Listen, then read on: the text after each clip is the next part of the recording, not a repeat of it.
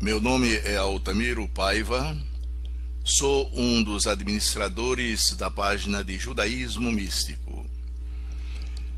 Dou as boas-vindas a todas as pessoas que estão fazendo contato conosco nesse instante. Hoje nós faremos uma abordagem sobre a queda dos anjos, os filhos de Elohim 1.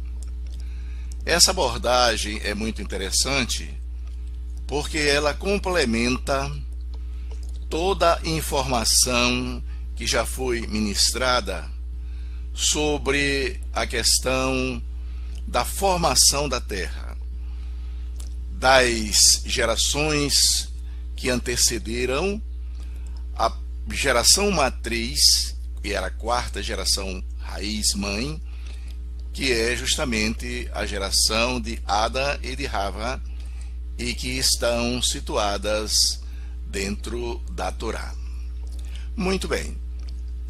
Antes da existência da geração de Noé, existiam civilizações. Civilizações que nós chamamos de civilizações pré-edênicas. Foram civilizações que povoaram a Terra antes do início de toda a narrativa de Bereshit e de Gênesis. Há um detalhe interessante quando Caim é mandado embora e a Torá diz que ele deslocou-se para uma cidade e nessa cidade ele casou. Ora, se ele casou é porque existiam pessoas lá. E esta a existência de pessoas nos leva a corroborar o pensamento de alguns pesquisadores que falam sobre civilizações pré-edênicas. Mas, sendo uma continuidade de textos já devidamente divulgados na página de Judaísmo Místico, alguém certa feita nos indagou: mas quem são os filhos de Elohim? Então, antes da geração de Noé, existiu uma geração chamada filhos de Elohim. Esta geração, ela foi formada pela interferência externa, ou seja, adveio ao nosso planeta personagens de cunho espiritual chamado anjos, os filhos de Elohim. Algumas tradições ou traduções falam sobre a expressão filhas dos homens em geral. Mas a indagação é a seguinte: quem foram os Binei Ha-Elohim, os filhos de Elohim? Quem foram eles? Os pesquisadores e a literatura judaica fala sobre a presença de anjos que caíram do paraíso quando o ser humano passou pelo processo da queda. A queda dos anjos nada tem a ver com a lenda que existe na religião ocidental de que houve uma batalha no céu e o Criador lançou por terra anjos rebeldes. Não se trata disso. Foram anjos que resolveram interferir no processo da criação, não poderiam permanecer mais do que 72 horas no universo físico e o fizeram de livre e espontânea vontade. Quando eles participaram, quando eles desceram e chegando em nossa atmosfera, que é uma atmosfera eminentemente física, esses seres passaram a ter uma parte física na interferência de suas vidas. Os filhos de Elohim são quem? São dois anjos chamados Uzá e Azael.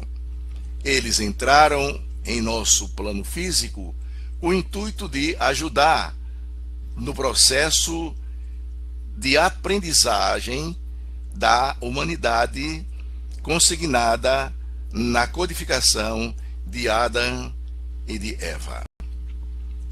Estas personagens, segundo estudiosos da literatura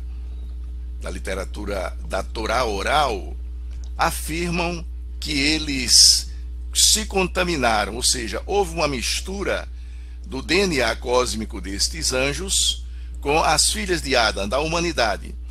E aí gerou personagens que se tornaram extremamente violentas, em geral eram gigantes e tinham uma modificação na sua estrutura mental, transmitindo um DNA completamente modificado à humanidade. Daí surgir a grande quantidade de maldade. Segundo a tradição, esses anjos foram eles que criaram todo o sistema de feitiçaria e todo o ato de escravatura e de guerra. O Zohar nos fala de um povo chamado Nefilim, que é citado também na Bíblia. Esse povo, na verdade, simboliza os descendentes desses dois anjos, não um povo propriamente dito. Foram esses dois anjos que caíram na escuridão, ou seja, deixaram o plano da luz e adentraram ao plano físico. Dessa maneira, nós podemos compreender que a partir daí, a humanidade começou a passar por um processo de deterioração. Esse processo de deterioração trouxe a presença da violência, da morte e, acima de tudo, do desentendimento, fazendo com que a humanidade se tornasse uma manifestação egóica em razão da modificação do DNA cósmico que ocorreu quando houve a participação nesse plano físico dos chamados filhos de Elohim. Se você acredita, se você concebe que isso pode ser uma vertente de pensamento, uma abordagem interessante, visite sempre a página Judaísmo Místico. Muito obrigado e Shalom Aleichem.